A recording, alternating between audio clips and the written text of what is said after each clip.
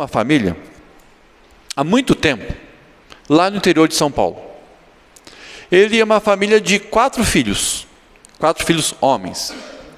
E nessa família, uma família comum, uma família de um pai alfaiate, a mulher dona de casa, e que tinha os seus 4 filhos, e a vida com o Senhor, a vida com Jesus, não existia. Eles eram até religiosos, mas não eram uma família temente ao Senhor.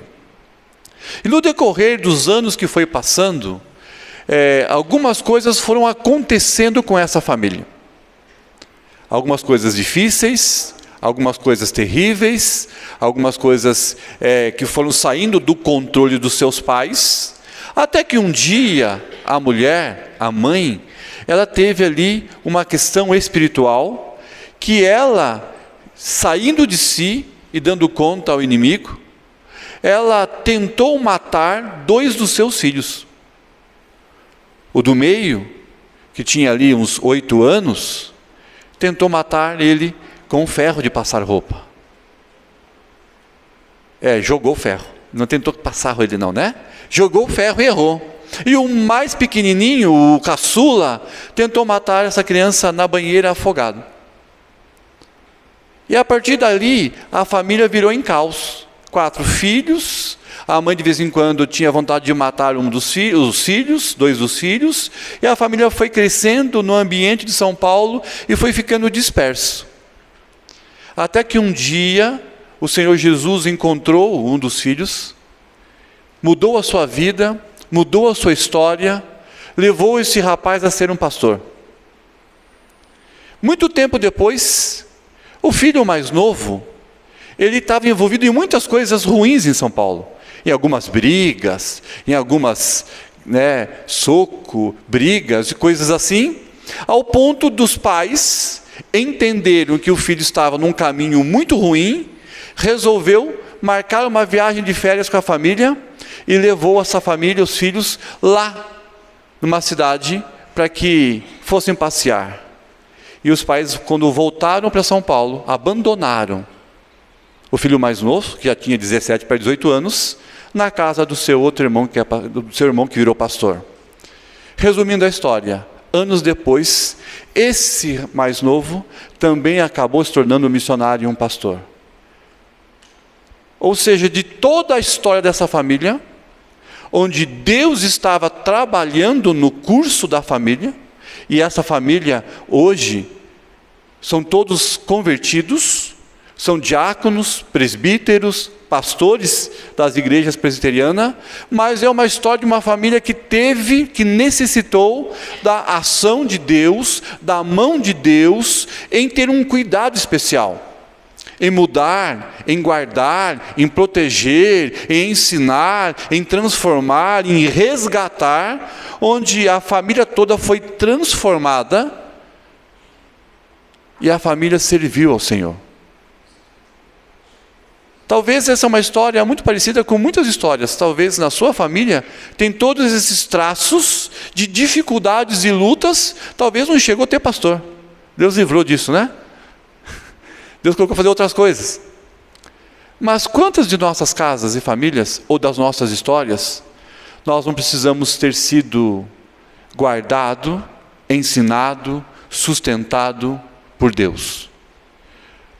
Porque a Bíblia ensina que Deus é um Deus que Ele faz aliança, e Ele vai cuidando de quem Ele faz aliança. É um Deus que Ele se coloca diariamente para prover, para ensinar, para corrigir, para sustentar, para falar, para abraçar. Ele vai conduzindo, dando maturidade, dando sabedoria, dando direção, para que as pessoas com cuja Ele tem a aliança possam crescer, desenvolver na vida e se tornar relevante, se tornar um grande pai, uma grande mãe, uma esposa excelente, um marido exemplar, filhos que honram os pais, profissionais dignos que honram os seus funcionários ou os seus patrões, alguém que tem a índole, o caráter, que é alguém que é respeitado na sociedade, porque Deus vai conduzindo histórias para colocar pessoas em posições estratégicas relevantes. Ou você acha que Deus só está preocupado em salvar sua alma? Ou você acha que Cristo simplesmente passou tudo aquilo na sua vida e na cruz para só levar você para o céu? Você deve estar pensando, né? O pastor ficou louco, né? E morar no céu é o grande presente de Deus. É verdade. O céu é o ápice, é a plenitude da graça de Deus, onde um dia você e eu podemos e vamos morar lá no céu por causa de Cristo. Só que a obra redentora de Cristo não tem a ver apenas com o futuro, onde você e eu vamos morar no céu. Tem a ver com o hoje, com o agora, com o presente, com a sua história. Cristo morreu na cruz para que o seu hoje, a sua história, a sua vida, pudesse ser escrita conforme, sustentada, com base na obra redentora de Cristo. Ele não morreu só para a sua alma, ele morreu pela sua vida, pela sua história, pela aliança que ele faz com você hoje. E enquanto ele não chamar a nossa senha, nós vivemos aqui, no mundo mau, no mundo terrível, no mundo jaz do maligno, com coisas terríveis que acontecem, com crise econômica, com enchentes, enxurradas, mas ele vai nos sustentando a nossa história aqui. Isso tem a ver com a obra de Cristo. E a nossa história de hoje, apesar de ser curta, tem a ver com essa ideia de que Deus é um Deus que age na sua história. É um Deus que está preocupado em comparecer, em atuar, em colaborar com o seu dia a dia, o seu cotidiano, que é a sua história. E nós vemos aqui um jovem, um homem, chamado Jabes, ou Jabes, que tem pouca narrativa histórica de quem foi ele, ou dos grandes feitos desse homem. Na verdade, 2 versículos resumem a sua história. Mas se você olhar aqui apenas 2 versículos, você pode dizer: ah, pastor, teve gente que teve capítulos inteiros, foi mais importante. Mas se você olhar do capítulo 1 ao capítulo 9, você vai ver que Jabes, ou Jabes, ele foi destacado. Porque nós estamos lendo uma parte de um texto que é uma narrativa dos nomes da descendência de Judá. Então, basicamente, a história é assim: fulano nasceu, cresceu, viveu tantos anos e morreu. E teve filhos. O seu filho nasceu, cresceu, viveu e morreu. E teve outros filhos. É uma narrativa de 9 capítulos, de quase 600 nomes, apenas sendo citados como uma descendência de Judá. Mas quando chega em Jabes, ele faz uma pausa, ele faz uma vírgula na narrativa de nomes. Ele faz uma vírgula e vai destacar, sabe o quê? A oração desse homem. Eu fico pensando, será que desses 600 citados, eles não oravam? Com certeza oravam. Será que desses 600 não tinham aqui gente da música, que cantava, louvava, tocava harpa, que tinha um destaque talvez na sua nação? Com certeza. Mas Deus fez uma vírgula na narrativa para destacar esse homem, para apontar esse homem. Ele começa dizendo assim no verso 9: nasceu o menino. E a mãe colocou o nome de Jabes, que tem um significado dolorido, doído, cheio de dor, que causa dor, sofrimento. Eu, na minha experiência de quase 50 anos de idade, e como professor, eu já vi muitos nomes estranhos. Em escolas, então, já vi muitos, Michael Jackson da Silva, esse é o mais comum, né? Muitos nomes, mas eu não vi nenhum na nossa cultura. A mãe dá nome ao filho de sofrimento. Vem cá, sofrimento, vem comer. Ô tristeza, vem dormir. Diz o texto que a mãe deu o nome a essa criança de ser pesado, sofrimento e dor. Eu fico imaginando na escola judaica da época. Será que ele sofria bullying? Se tivesse alguns amigos e irmãos que eu conheço junto com eles lá, com certeza ia sofrer bullying. Com certeza ele tinha um trauma com o seu nome. Talvez ele virou piada entre seus amigos. Talvez ele tinha baixa estima, sentimento de querer abaixar a cabeça, porque todos os seus amigos chamavam, Deus seja louvado, grande é o Senhor, né? O Senhor é bondoso. Aí agora quem está vindo? O sofrimento. Se você fosse tentar fazer uma análise comparando, talvez da vida de Jabes, o tratamento que a mãe deu, o modo que a mãe olhava para ele e lembrava das dores, o modo que os pais falavam com ele, as emoções, os sentimentos, a parte afetiva, talvez esse homem se cresceu e viveu precisando de um abraço. Na verdade, eu acho que todos nós precisamos de abraço, não é verdade? Precisava de uma palavra de elogio, de incentivo, vai que dá certo. Mas sempre era o nome de tristeza. Será que o seu trabalho, será que sua vida tinha algum significado? Bem, esse nome possivelmente a mãe, quando estava lá, grávida dele, deve ter sido uma gravidez de muita dor, de muito trabalho. E talvez o parto, sem as técnicas de hoje, deve ter sido com tanta dor e tanto sofrimento, que eu não consigo imaginar isso, que acho que já no normal já é difícil, né? Imagine multiplicado isso. Estava o quê? Sempre trazendo a memória de que esse menino viveu uma vida sempre às margens, não sendo relevante, sendo marginalizado. Por isso ele tinha esse nome. Uma história de alguém que tinha tudo para dar errado, para ser um fracasso, para ser um zero à esquerda, para ser esquecido.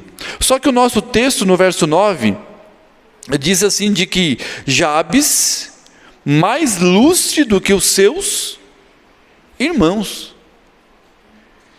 Que paradoxo nós temos aqui. Que contraponto do mesmo fato que ele tem o nome de alguém que é tristeza e dor, o texto vai revelar que ele se tornou mais relevante, o mais importante, teve maior destaque do que os seus irmãos. Ele foi colocado num lugar que ele se destacou da sua família. E essa expressão que ele teve destaque, significa que toda a estrutura familiar dependia do sustento de Jabes.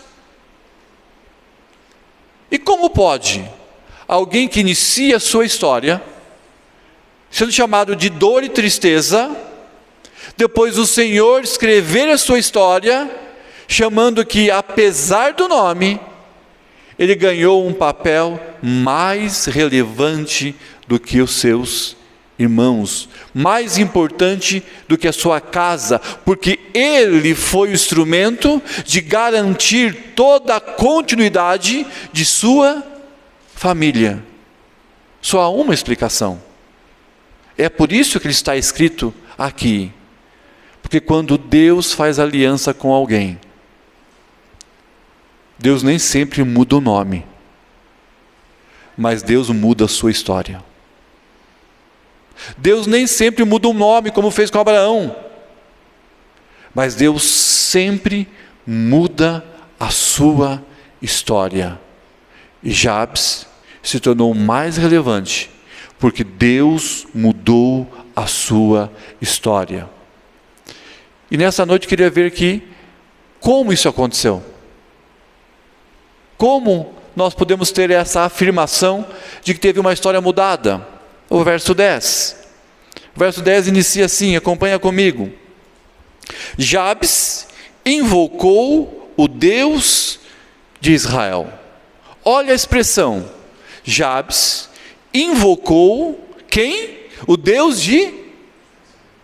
Temos que destacar duas palavras. Invocar e Deus de Israel.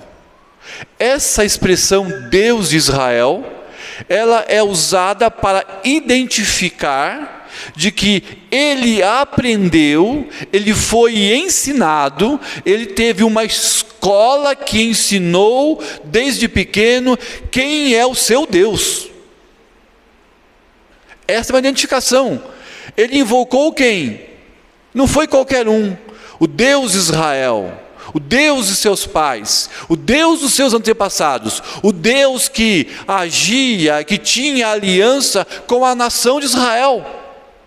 E nessa nação de Israel, o que acontece? Ele aprendeu sobre isso. Por mais que Jabes tinha essa marca de ser dor e sofrimento, o texto nos ensina que desde pequeno, ele foi aprendendo os grandes feitos de Deus, as grandes ações do Deus de Israel, a ação de um Deus que havia não só chamado um povo escolhido, mas ele criou o próprio povo de Israel. Ele ensinou, ele chamou, libertou do Egito, durante 40 anos levou pelo deserto, entregou Canaã, a terra prometida, e Deus foi sustentando um Deus sempre presente, e ele pôde crescer identificando que existe no céu um Deus, o Todo-Poderoso, que é um Deus que tem aliança com Israel, e que por pior que Israel fosse, Deus nunca quebrou a sua aliança. E Jabes disse: eu vou fazer uma aliança com esse Deus. Por mais que a minha história, por mais que o meu nome, por mais que tudo que está acontecendo possa identificar que eu tenho tudo para dar errado, mas se eu olhar para o Deus de Israel e a fazer uma aliança com Ele, e Ele comigo, não vai dar errado. Porque quando Deus usa a sua poderosa mão, Ele transforma vidas e transforma a história. Aqui eu queria destacar primeiro a importância de nós aprendermos sobre as coisas do Senhor. Sabe qual é um dos motivos que Deus criar a igreja? Sabe qual é um dos motivos que Deus chamar um monte de pessoas pecadores, colocar como uma grande comunidade, para adorá-lo, é claro, para buscá-lo, é claro, para que a igreja se ajude, sim, mas também é para que, como povo de Deus, possa compreender e fazer uma aliança. E nessa aliança nós somos edificados. Nós somos ensinados em cada escola dominical, nós somos ensinados em cada encontro de oração, nós somos ensinados em cada encontro de casais, nós somos ensinados em cada curso do livro, nós somos ensinados em cada reunião familiar, porque lá nós lemos a palavra, alguém ministra para nós, e isso vai transformando a mente e o coração, porque nós vamos conhecendo cada vez mais profundo e intimamente quem é o nosso Deus. A igreja tem um papel pedagógico, por isso que nós temos que nos reunir, porque juntos nós aprendemos mais de Deus. João Calvino, um dos grandes homens da teologia, no seu primeiro livro, Institutas, ele escreve uma síntese interessante: quanto mais eu conheço quem Deus é, mais eu descubro quem eu sou. E quanto mais eu sei quem eu sou, mais eu preciso me aproximar de Deus, porque toda a graça e bondade vem dEle. E aonde que eu aprendo isso? Com o povo do Senhor, na casa do Senhor. Mas tem um detalhe: os pais, filhos pequenos, que eu vejo crianças aqui, que privilégio vocês têm de poder ensinar os filhos de vocês desde pequenininho a amarem a Jesus e a sua igreja, para que eles possam ser edificados e transformados desde pequeno, para que eles possam crescer conhecendo o Deus de Israel, mas o Senhor da igreja. Por isso que pais que trazem os filhos para a igreja, os pais que ensinam histórias bíblicas aos seus filhos, os pais que oram com os seus filhos em casa, estudam a palavra, sabedoria que Deus tem dado a vocês, porque Jabes aprendeu a fazer aliança com o Deus de Israel, e nós temos que ensinar as crianças a fazer isso, e nós mais velhos temos que entender que existe um Deus que precisamos fazer aliança.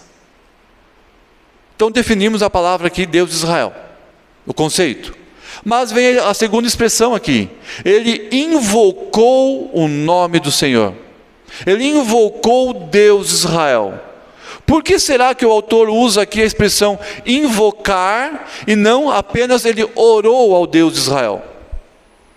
Porque a expressão é diferente, orar e invocar. Vocês já pensaram nisso? Porque às vezes nós colocamos tudo sinônimo, né? Súplicas, orações, ação de graça, invocar, como a mesma coisa. E não é. A expressão invocar, ela traz um conceito de dependência, um conceito de socorro. Quer um exemplo disso? No Salmo 40, quando Davi está falando do seu pecado, e que ele estava no fundo do poço, num tremendal de lama, ele tentava escapar e ele escorregava, com suas forças ele não conseguia sair, e quanto mais mexia, mais afundava. Ele diz: eu clamei ao Senhor, eu invoquei o Senhor, ou seja, eu disse: Senhor, socorro, eu não consigo. Invocar é essa expressão: Senhor, sozinho eu não consigo sair do poço. No caso de Jabes, Senhor, sozinho eu não consigo mudar a minha história. Senhor, sozinho eu não consigo desconstruir toda a carga social que colocaram em mim. Senhor, sozinho eu não consigo tirar todo o fardo das emoções ruins que moram no meu coração. Senhor, sozinho eu não consigo me livrar das maldições ou coisas que a minha própria mãe me colocou. Senhor, sozinho eu não consigo vencer, ser relevante, porque eu vou fracassar. Senhor, socorro. Você entende a conotação? Jabes clamou por socorro ao Deus de aliança que ele aprendeu com seus pais ou na escola desde pequeno. É reconhecer quem Deus é. É reconhecer o que Deus pode. E crer que Deus faz grandes coisas. Não é isso que está no Salmo 126? Salmo 126, ele começa dizendo: Senhor, restaura a nossa sorte. Ele diz assim: grandes coisas o Senhor tem feito conosco hoje. Então o Senhor continua restaurando, porque é crendo, é confiança de que o agir de Deus é contínuo, constante, permanente naqueles que pedem socorro. Então Jabes teve a sua história reescrita, a sua história transformada, primeiro, Porque ele aprendeu a depender, a pedir o socorro, a ajuda, clamar por misericórdia a um Deus que pode todas as coisas. É nesse sentido que o próprio Jesus vai dizer, né, um coração humilde, um coração que sabe pedir, um coração que sabe orar, um coração que tem dependência, um coração quebrantado, um coração disponível, alguém que olha para si e diz assim: eu não consigo por mim mesmo, eu não consigo mudar a minha história, eu até tento, eu até faço ações, eu até faço propósito, eu até começo projetos, mas nada termina, nada continua, tudo para no caminho, e eu sempre me sinto um fracasso, dor. Mas Jabez encontrou sucesso, porque ele invocou, pediu socorro, porque ele reconhecia que o Deus de Israel é o Senhor Todo-Poderoso, Criador do céu e da terra, e que sustenta todas as coisas. Isso é fé. Isso é compreender quem Deus é e quem você é. E a gente aprender a depender de Deus. Mas ele faz a oração e continua. Verso 10. Ele vai dizer: ó, tomara que me abençoes e me alargues o quê? As fronteiras. Olha o que Jabez está pedindo. Senhor, eu tenho algumas posses. Essas posses é o sustento da família. Senhor, me abençoa. Faça crescer as fronteiras. Aumente as minhas terras. Me dá mais uma questão geográfica. Porque a geografia, terei mais gado, mais ovelha, mais pasto, mais água, mais próspero, e a minha família terá um nome mais visto do que os outros, porque o Senhor fez crescer. Sim, meus irmãos, ele está pedindo bênção. Ele está pedindo: Senhor, me abençoa. Abençoa o negócio das ovelhas. Abençoa as terras. Faça prosperar. Ele estava pedindo bênção. Ah, pastor, agora vai fazer o culto da prosperidade. Irmãos, existem dois extremos que nós temos que cuidar. Cuidar contra a teologia da prosperidade, onde nós construímos um Deus que é um caixa eletrônico. Você passa o cartão, ele tem que dar dinheiro. Essa ilustração é velha. Agora é um Deus que faz Pix, onde você pede para Deus e você tem que esperar cair na conta, porque parece que Deus está pronto para te servir. É um Deus que você determina, você decreta, você faz, e Deus te serve tanto que Ele tem que te dar prosperidade. Aí você faz campanhas, faz correntes, faz ações pedagógicas para ensinar prosperidade. Faz um corredor e você passa, e qual passar no corredor você foi ungido, e agora você vai ficar rico e prosperar. Nós não ensinamos isso. Isso não é bíblico. De negociar com Deus, e Deus está pronto a trabalhar para você. Isso é prosperidade, nós não cremos nisso. Mas também nós temos que cuidar para não cair no lado da piedade, que a Bíblia diz assim, que nós temos que ser coitadinho. Eu tenho que falar manso, cabeça baixa, tenho que ser pobre, tenho que ser mais humilde, eu não posso ser inteligente, eu não posso ser bem vestido, eu não posso falar muito alto, eu tenho que construir uma fala, um jeito, uma vida de miserável, porque Deus se agrada dos miseráveis, porque a prosperidade é coisa do diabo. Isso também é um engano, é uma teologia da piedade, do coitadinho, do mimimi. Os dois extremos estão errados. Mas não é nenhum pecado em você falar para Deus, dizendo: Senhor, eu tenho projetos de vida, eu tenho projetos para o meu casamento, eu tenho projetos de filhos, eu tenho projeto para os meus filhos, eu tenho projeto para o meu negócio, pelo meu trabalho, pelo subir de cargo, de promoção financeiro. Senhor, me abençoa, me dá sabedoria, para que eu possa ter clareza nas escolhas, discernimento nas decisões. Senhor, me dá capacidade técnica, ou me dá um curso que eu possa aprender a desenvolver qualidades técnicas para crescer no meu emprego e ter mais riquezas. Senhor, me dá uma visão empreendedora, para que eu possa pegar quase nada e transformar num sustento para minha casa. Jabes não tinha medo de pedir para Deus, dizendo: Senhor, faça com que as minhas fronteiras cresçam, me abençoa, faça acontecer. Você ora assim? Lá no seu trabalho tem aquele funcionário ou colega do trabalho terrível, você ora por ele? Não vai, pelo amor de Deus, não vai orar: Senhor, tira ele daqui, né? Não é isso.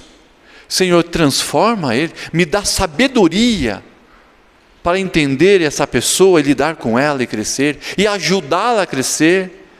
Lá em casa, o casamento está difícil, né? Senhor, né, arrebata essa mulher. Não é isso, dá vontade, mas não é isso. Senhor, abençoa, me dê sabedoria para que eu possa conduzir a minha esposa, os meus filhos no caminho do Senhor. Me dá sabedoria e estratégia para que possa ter ações que o Senhor abençoe. As esposas com o marido, para não passar, né, só a crítica às mulheres. Esse homem que é para ser o homem de Deus, e de Deus não parece nada. Senhor, ora por ele. Pede: Senhor, muda essa cabeça dura, muda esse coração, transforma essa pedra num homem. Sabe o que está falando? Se nós cremos que um Deus que transforma vidas, por que eu não peço? Se nós cremos que é um Deus que nos ensina através da oração do Pai Nosso: pão nosso nos dai hoje. Senhor, me dá o suprimento, a nutrição, me dá o sustento diário. Senhor, eu tenho projetos futuros, abençoa, Senhor, para que as coisas aconteçam. Nós cremos que Cristo, quando morreu na cruz, Ele morreu por causa dos pecadores. E Cristo na cruz, Ele pega pecadores, como eu e você, Ele muda o status de inferno para o céu. Ele começa a mudar o modo de você olhar a vida, o modo de você olhar para Deus, o modo de você se comportar. Ele vai transformando você de dentro para fora. Ele vai fazendo você mais parecido com Cristo. E isso é um meio de Deus vai abençoando a sua vida. Eu aprendi sobre prosperidade com um homem que não tinha a 4ª série, chamado João Pedroso. Ele é um homem que ele bebia, eu acho que 4 cervejas por dia. Ele trabalhava, era alfaiate. Final do dia ele ia lá no bar com seus amigos, tomava 4 cervejas. Vamos dizer que ele gastava R$50. Eu não vou perguntar quanto está a cerveja, que corre o risco de você querer responder. Aí vai ficar ruim na gravação aqui, né? R$50 por dia. 30 dias, faça o cálculo. Um alfaiate que comia o que produzia. Quando ele conheceu a Cristo, Cristo mudou o coração dele. Ele foi para a casa do Senhor com a sua esposa. Ele começou a fazer o quê? Ele não foi mais no bar. Quer dizer que esse dinheiro do dia, somado no mês, sobrava. E a grande alegria do seu João, sabe qual era? Depois do culto no domingo à noite, levar a veinha dele numa lanchonete, comer um X-tudo. Fortão, né? E ele me diz assim: olha, Deus está me fazendo prosperar. Não é que Deus fez chover dinheiro. É que Deus foi abençoando, libertando, que agora sobrava dinheiro. Ele poderia curtir a esposa dele, que durante 50 anos ele não curtiu. E agora ele sentava para comer um lanche com a sua esposa, O que sobrava, ele guardava, trazia para casa, feliz da vida. Porque Deus foi abençoando e transformou a história do seu João e da dona Leonilda. Eles já morreram, já faleceram, estão na glória, porque eles se converteram ao Senhor, converteram os filhos e a família. Eu lembro que o seu João, ele fazia o quê? Todo dia ele orava: Senhor, abençoa meus filhos, abençoa as minhas noras, abençoa todo mundo, faça prosperar, faça eles serem relevantes. Porque Jabez aprendeu também, além de pedir socorro, a entregar tudo o que ele tem nas mãos do Senhor, dizer: Senhor, se o Senhor não edificar a casa, eu trabalho à toa. Se o Senhor não guardar a cidade, à toa, perdendo tempo, está o sentinela. Porque nós fazemos, nós trabalhamos, nós guardamos, mas as bênçãos vêm do Senhor. Jabez aprendeu a fazer isso. E última coisa, na sua oração, ele coloca assim: e que seja comigo a tua mão, e me preserves do mal, de modo que não me sobrevenha a aflição. E Deus lhe concedeu o que tinha pedido. Primeiro, ele clama por socorro, que ele não consegue. Muda a minha história. Segundo, ele diz: Senhor, me faça prosperar, me dá sabedoria e condições para isso. Agora ele pede: Senhor, me guarda. Os inimigos vêm, as tempestades vêm, os salteadores aparecem. Senhor, coloca a sua presença e sua mão poderosa para que eu seja guardado e não me venha a aflição, não me venha a tentação que eu não possa suportar, que não venha a dor que eu não possa aguentar. Senhor, guarda a minha casa. Coloque sentinelas, coloque guardas, sustenta a minha casa.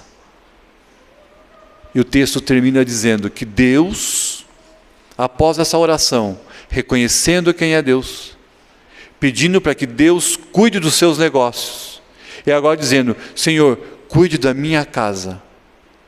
Deus mudou a história da tristeza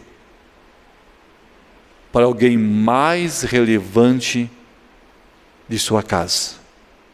É por isso que a história está aqui. Porque a vida de Jabes é um exemplo claro de que o importante não é como começa, mas sim como termina.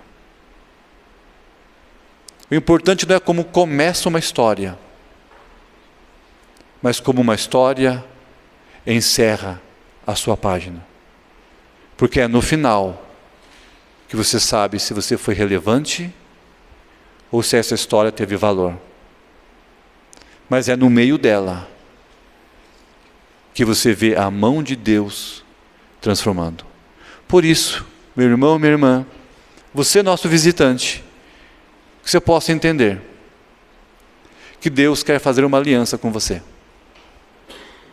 E que Cristo Jesus, na cruz, Ele morreu por amor a você. Ele morreu para construir uma história com você.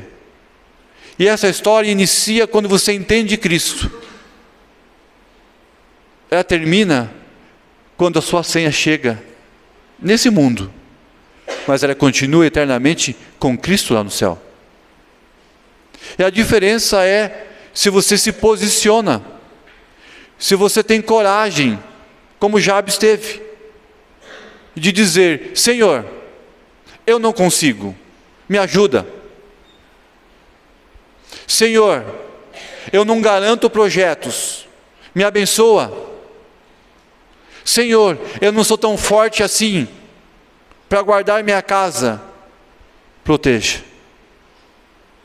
E com essa fé, e esse posicionar de um homem diante de Deus, a sua história foi mudada. Ele se tornou o mais relevante da sua casa. Posicionamento diante de Deus. Bem, eu contava daquela história, daquela família de São Paulo. Bem, hoje, essa família, os pais já morreram, que é o seu João e a dona Leonilda. Os filhos, que ela não tentou matar, um é diácono em Americana, São Paulo, o outro lá em Cosmópolis. O filho do meio, que quase morreu com ferro, hoje ele é pastor em Itapejara do Oeste, que é o Renato.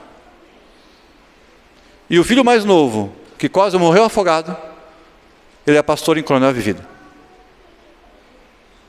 A história da minha família, nós conseguimos ver a mão de Deus agindo. E você sabe quando que eu aprendi tudo isso? Foi quando eu fui ordenado pastor.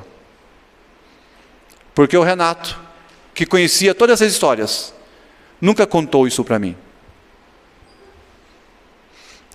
Sabe por quê? Porque ele não queria que isso influenciasse a minha escolha de ser pastor. Mas como Deus tinha um projeto, Deus moveu a história, Deus fez grandes coisas, Deus transformou o pastor Renato, Deus fez os meus pais ter sabedoria e me abandonar, aqui em Francisco Beltrão. E eu cheguei aqui, um jovem, bonito, magro, cabeludo. O Marcelo conhece eu era um partidão, né, Marcelo? E eu lembro que em Francisco Beltrão, quando eu olhei a igreja de lá, eu vi as irmãzinhas bonitas, eu disse assim, uhul, vou fazer a festa. Deus não deixou, me converteu antes. Deus me salvou antes. E foi num dia, passeando no cemitério, que ele me apresentou Jesus. E eu lembro que a frase dele foi, o que está escrito aqui? Aqui jaz fulano de tal, 90 anos. Que o próximo, aqui jaz fulano de tal, 35 anos. Aqui já fulano de tal. Aí ele perguntou para mim, quando que você chega aí? Quando que é a sua vez? Com 80? Com 13 não dá mais. Ou com 18? Aquele dia eu fiquei com medo de morrer. Porque se eu morresse, eu não sabia para onde eu ia. E Jesus tomou o meu coração e disse, você é meu. E ele começou a mudar a minha história. 3 meses depois, eu já sabia o que eu queria fazer. Eu queria ser um missionário. 1 ano depois, eu estava casado, plantando igrejas no Rio Grande do Sul. E depois de muito tempo, eu estou aqui. Não vou falar o tempo, para vocês não contar a idade. Mas eu quero dizer para vocês de que Deus agiu na história da minha família. E mudou a história. Eu já falei aqui uma vez, e depois nós vamos cantar uma música de novo. A primeira música que nós cantamos, Deus de Aliança, foi a última música que nós cantamos com o meu pai. Falei uma vez aqui, numa pregação, que depois o meu pai, quando estava nos últimos dias de um câncer terrível, 65 anos, o meu pai reuniu todos os filhos, as noras, os netos, e meu pai disse 2 frases interessantes. Ele disse, eu posso morrer tranquilo, em paz. Todos os meus filhos estão formados, casados, se autossustentam. Para um pai isso é alegria. Segunda coisa, ele disse, eu posso morrer tranquilo, porque todos os meus filhos se renderam ao Senhor Jesus. 2 dias depois ele faleceu. E durante 3 anos eu não conseguia cantar essa música. E hoje nós cantamos e vamos cantar de novo. Pode vir para o estado do louvor? Sabe por quê, meus amados? Porque como na minha história, da minha família, nós vimos Deus trabalhando. Eu sei, se você fosse contar a sua história e de sua família, você vai contar grandes coisas que Deus já fez. E tem feito na sua casa. Mas eu quero desafiar você hoje a se posicionar. Porque Deus ainda tem muitas outras coisas para fazer. Mas Ele quer que você se posicione dizendo: Senhor, eu não consigo sozinho, socorro.